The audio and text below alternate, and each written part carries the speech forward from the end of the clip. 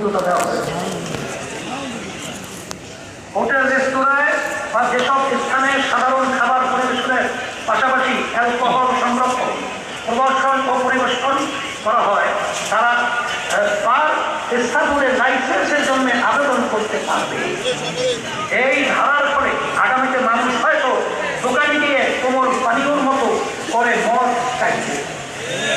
কোনো এলাকায় 100 জন দেশি মদ বা বিদেশি মদের পারমিটধারী থাকলে অ্যালকোহল বিক্রয় লাইসেন্স দেওয়া যাবে।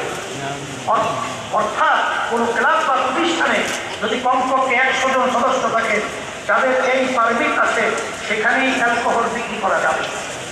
আইনের এই ধারাটি পাড়ায় পাড়ায়, রাস্তায় রাস্তায় মদের দোকান গড়ে তোলার সুযোগ করে দিবে। রেল, সড়ক, নৌ ও আকাশপথে যে কোনো পথে অ্যালকোহল পরিবহন করা যাবে। দেশব্যাপী মদের সয়লাভ ও মাদক পাচারের পথ সহজ করবে এই ধারা।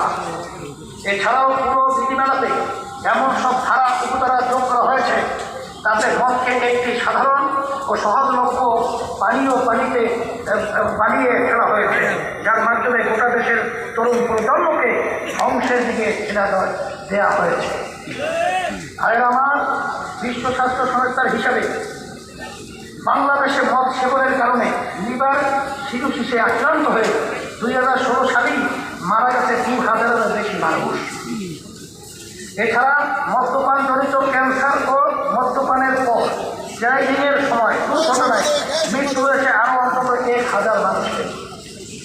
সব মিলিয়ে ওই বছর মদ্যপানজনিত কারণে মৃত্যুর সংখ্যা 3000-এরও বেশি।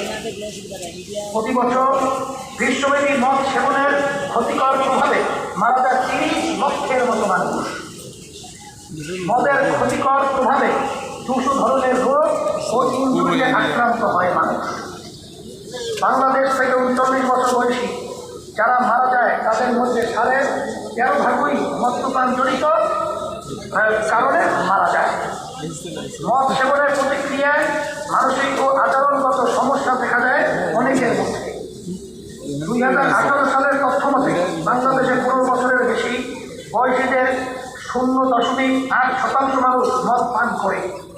এই স্বল্প সংখ্যক মানুষের জন্য সরকার এমন হঠাৎ করে বিধিমালা প্রণয়ন করছে, অথচ দেশে সড়ক দুর্ঘটনায় প্রতিদিন অন্তত করে 20 জন মারা যায়, তাদের নিয়ে সরকারের কোনো ফিগার বা কোনো চিন্তা নাই।